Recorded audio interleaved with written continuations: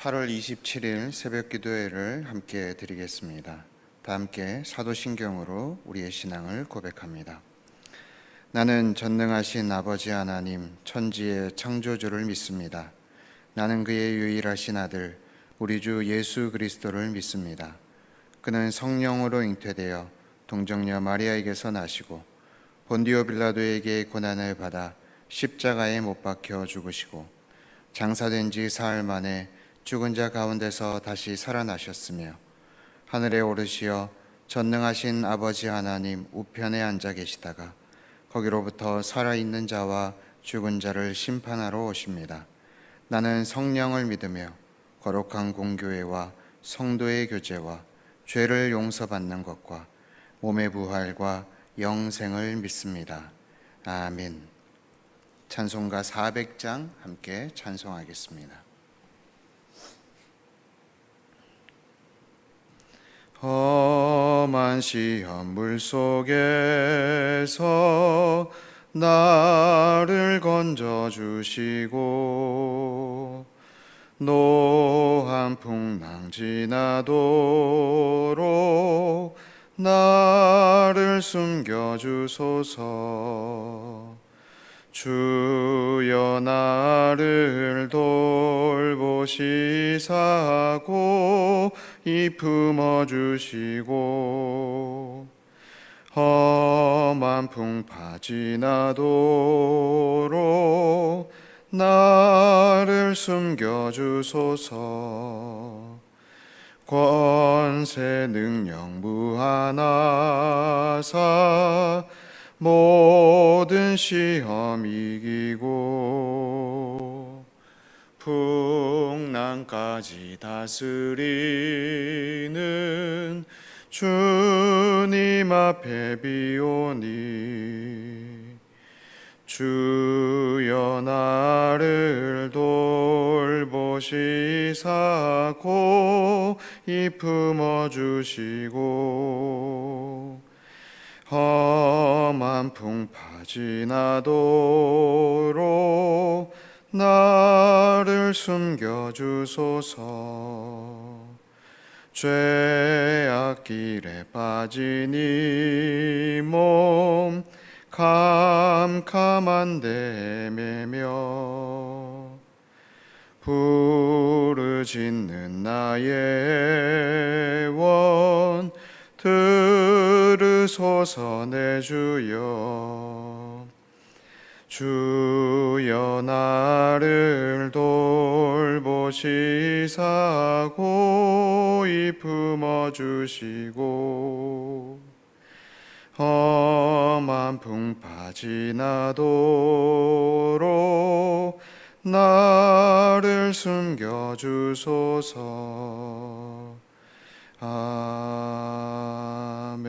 아멘. 오늘 하나님께서 우리에게 주시는 말씀은 이사야 36장 1절에서 22절까지의 말씀입니다. 이사야 36장 1절에서 22절까지의 말씀입니다. 저와 여러분이 한 절씩 말씀을 교독하겠습니다. 히스기야 왕 14년에 아수르 왕 사네립이 올라와서 유다의 모든 견고한 성을 쳐서 취하니라. 아수르 왕이 라기스에서부터 랍사게를 예루살렘으로 보내되 대군을 거느리고 히스기야 왕에게로 가게 하매 그가 윗모 수도 곁 세탁자의 밭 큰 길에 서매 hil기야의 아들 왕국 맡은 자 엘리야김과 서기관 셈나와 아삽의 아들 사관 요아가 그에게 나아가니라. 랍사게가 그들에게 이르되 이제 히스기야에게 말하라. 대왕 아수르 왕이 이같이 말씀하시기를 내가 믿는 바 그 믿는 것이 무엇이냐. 내가 말하노니 내가 좋게 싸울 계략과 용맹이 있노라 함은 입술에 붙은 말뿐이니라. 내가 이제 누구를 믿고 나를 반역하느냐. 보라 내가 애굽을 믿는도다. 그것은 상한 갈대 지팡이와 같은 것이라. 사람이 그것을 의지하면 손에 찔리리니 애굽 왕 바로는 그를 믿는 모든 자에게 이와 같으니라. 혹시 내가 내게 이르기를 우리는 우리 하나님 여호와를 신뢰하노라 하리라마는 그는 그의 산당과 제단을 히스기야가 제하여 버리고 유다와 예루살렘에 명령하기를 너희는 이 제단 앞에서만 예배하라 하던 그 신이 아니냐 하셨느니라. 그러므로 이제 청하노니 내 주 아수르 왕과 내기하라. 내가 내게 말 2,000필을 주어도 너는 그 탈자를 능히 내지 못하리라. 그런즉 내가 어찌 내 주의 종 가운데 극히 작은 총독 한 사람인들 물리칠 수 있으랴. 어찌 애굽을 믿고 병거와 기병을 얻으려 하느냐. 내가 이제 올라와서 이 땅을 멸하는 것이 여호와의 뜻이 없음이겠느냐. 여호와께서 내게 이르시기를 올라가 그 땅을 쳐서 멸하라 하셨느니라 하니라. 이에 엘리야김과 셈나와 요아와 랍사게에게 이르되 우리가 아람 방언을 아오니 청하건대 그 방언으로 당신의 종들에게 말하고 성 위에 있는 백성들이 듣는 데에서 우리에게 유다 방언으로 말하지 마소서 하니 랍사게가 이르되 내 주께서 이 일을 내 주와 내게만 말하라고 나를 보내신 것이냐. 너희와 함께 자기의 대변을 먹으며 자기의 소변을 마실 성 위에 앉은 사람에게도 하라고 보내신 것이 아니냐 하더라. 이에 랍사게가 일어서서 유다 방언으로 크게 외쳐 이르되 너희는 대왕 아수르 왕의 말씀을 들으라. 왕의 말씀에 너희는 히스기야에게 미혹되지 말라. 그가 능히 너희를 건지지 못할 것이니라. 히스기야가 너희에게 여호와를 신뢰하게 하려는 것을 따르지 말라. 그가 말하기를 여호와께서 반드시 우리를 건지시리니 이 성이 아수르 왕의 손에 넘어가지 아니하리라 할지라도 히스기야의 말을 듣지 말라. 아수르 왕이 또 이같이 말씀하시기를 너희는 내게 항복하고 내게로 나아오라. 그리하면 너희가 각각 자기의 포도와 자기의 무화과를 먹을 것이며 각각 자기의 우물물을 마실 것이요 내가 와서 너희를 너희 본토와 같이 곡식과 포도주와 떡과 포도원이 있는 땅에 옮기기까지 하리라. 혹시 히스기야가 너희에게 이르기를 여호와께서 우리를 건지시리라 할지라도 속지 말라. 열국의 신들 중에 자기의 땅을 아수르 왕의 손에서 건진 자가 있느냐. 하맛과 아르밧의 신들이 어디 있느냐. 스발 와임의 신들이 어디 있느냐. 그들이 사마리아를 내 손에서 건졌느냐. 이 열방의 신들 중에 어떤 신이 자기의 나라를 내 손에서 건져냈기에 여호와가 능히 예루살렘을 내 손에서 건지겠느냐 하셨느니라 하니라. 그러나 그들이 잠잠하여 한 말도 대답하지 아니하였으니 이는 왕이 그들에게 명령하여 대답하지 말라 하였음이었더라. 그때 힐기야의 아들 왕궁 맡은 자 엘리야김과 서기관 셈나와 아삽의 아들 사관 요아가 자기의 옷을 찢고 히스기야에게 나아가서 랍사게의 말을 그에게 전하니라. 아멘.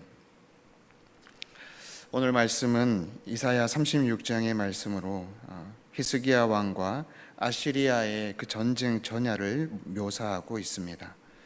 먼저 우리가 앞으로 접하게 될 이사야 36장에서 39장은 이사야의 삽입부와 같은 내용으로 히스기야 왕의 그 시대에 일어난 세 가지 중요한 사건을 이야기하고 있습니다. 그 중에서 오늘 우리가 본문에서 다룬 이 36장은 37장까지 이어지는 내용이고요. 이는 히스기야 시대에서 가장 중요한 사건 중에 하나였던 아시리아와의 전쟁에 관한 장면을 이야기하고 있습니다. 오늘 본문에는 생략이 되어 있지만 사실은 본문 1절과 2절에는 많은 시간적인 차이가 존재합니다. 역사를 살펴보면 본문의 사네립 왕이 아시리아 왕으로 즉위할 때쯤에 이 팔레스틴 지역의 사람들은 그 전에 아시리아 왕이었던 사르곤 2세가 반란군을 제대로 진압하지 못하여서 죽게 되고 그 뒤에 사네립이 왕으로 됐다라고 생각을 하게 됩니다. 그래서 아시리아 다음으로 강한 나라였던 아시리아가 좀 약해졌다라고 생각을 하고 아시리아 다음으로 강한 나라였던 애굽과 팔레스틴 지역에 있던 대부분의 나라들이 화친 조약을 맺고 아시리아의 관계를 끊어 나가게 됩니다. 그래서 이것에 대해서 분하게 여긴 그 사네립이 팔레스틴 지역으로 군사를 끌고 와서 전쟁을 일으키게 된 것이었죠. 그래서 그 전쟁으로 말미암아 애굽까지 거의 점령하려고 하는 그런 상황까지 가게 됩니다. 그때 그 과정 속에서 유다의 많은 성읍들과 백성들이 죽거나 아시리아의 포로로 잡혀가게 됩니다. 그래서 히스기야 왕, 우리가 잘 알고 있었던 믿음의 왕이었던 히스기야는 사실 사네립에게 많은 조공을 바치게 됩니다. 하지만 그럼에도 불구하고 사네립 왕은 자신의 사령관인 랍사게와 큰 군대를 예루살렘으로 보내서 이 예루살렘을 위협하게 됩니다. 1절과 2절 사이에 이런 스토리가 있다라는 것입니다. 랍사게는 예루살렘을 포위하고 나서 이스라엘 백성들을 위협하고 또 하나님을 모욕합니다. 랍사게는 히스기야가 이야기할 법한 내용들을 이야기하면서 이스라엘을 위협하고 있습니다. 7절입니다. 혹시 내가 내게 이르기를 우리는 우리 하나님 여호와를 신뢰하노라 하리라마는 그는 그의 산당과 제단을 히스기야가 제하여 버리고 유다와 예루살렘에 명령하기를 너희는 이 제단 앞에서만 예배하라 하던 그 신이 아니냐 하셨느니라. 너희는 하나님 외의 것을 다 제하고 나만 섬기라고 하던 그 하나님을 아직도 믿고 있느냐라고 조롱하고 있다라는 것입니다. 근데 여러분, 이때 상황을 한번 생각해 보십시오. 이스라엘의 입장에서 우리가 한번 생각해 보자는 것입니다. 눈앞에는 수많은 민족들을 다 쓰러뜨린, 그리고 심지어 이 유다 땅의 수많은 사람들까지도 포로로 잡아간 그 초강대국 아시리아가 그 큰 군대를 끌고 와서 이 앞에 있고, 그 사령관은 예배만 드린다고 눈앞의 문제가 해결될 것 같냐라고 이스라엘의 신앙과 하나님을 조롱하고 있다라는 것입니다. 심지어 10절을 보면 내가 이제 올라와서 이 땅을 멸하는 것이 여호와의 뜻이 없음이겠느냐, 여호와께서 내게 이르시기를 올라가 그 땅을 쳐서 멸하라 하셨느니라 라고 이야기를 하고 있습니다.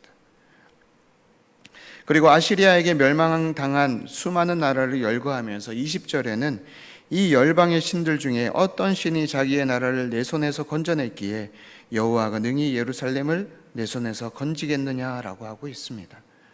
여러분, 사실 주변의 강대국을 통하여서 이 이스라엘을 무너뜨리겠다고 하나님께서 이사야를 통해서 많이 말씀하셨던 내용이죠.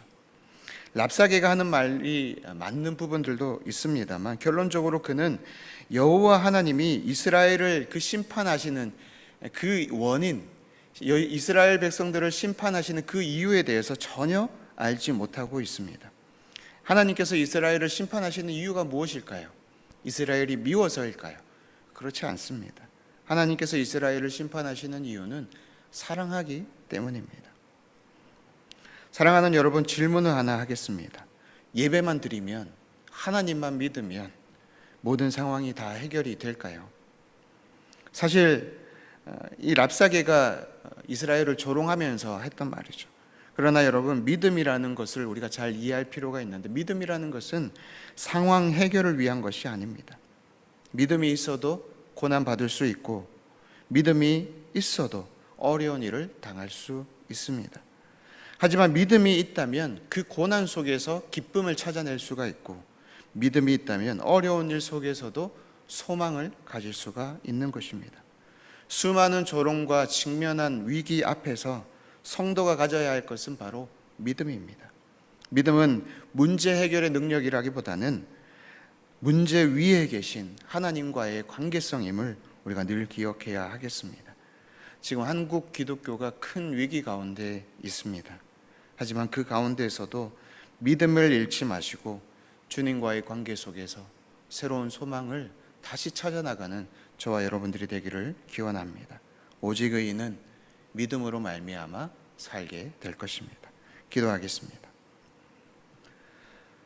사랑의 하나님, 이스라엘을 심판하시는 이유가 사랑에 근거한 것임을 우리는 보게 됩니다. 오늘 하나님께서 이 이스라엘에게 정말 힘든 문제들을, 어려운 상황을 그 앞에 두셨지만 그 가운데서도 하나님은 이스라엘 백성들이 믿음을 잃지 않기를 원하셨습니다. 사랑하는 아버지 하나님, 직면한 어려움과 위기 속에서 우리가 가져야 할 것은 오직 믿음이라는 것, 그것을 기억하고 주님 안에서 믿음으로써 소망을 찾고, 믿음으로써 문제 해결은 아닐지라도 문제 가운데에서 그 문제를 견뎌낼 수 있는 능력으로 살아가는 하나님의 백성들이 다 되게 역사하여 주시옵소서. 예수님의 이름으로 기도하옵나이다. 아멘. 하늘에 계신 우리 아버지, 아버지의 이름을 거룩하게 하시며 아버지의 나라가 오게 하시며 아버지의 뜻이 하늘에서와 같이 땅에서도 이루어지게 하소서. 오늘 우리에게 일용할 양식을 주시고 우리가 우리에게 잘못한 사람을 용서하여 준 것 같이 우리 죄를 용서하여 주시고 우리를 시험에 빠지지 않게 하시고 악에서 구하소서. 나라와 권능과 영광이 영원히 아버지의 것입니다. 아멘.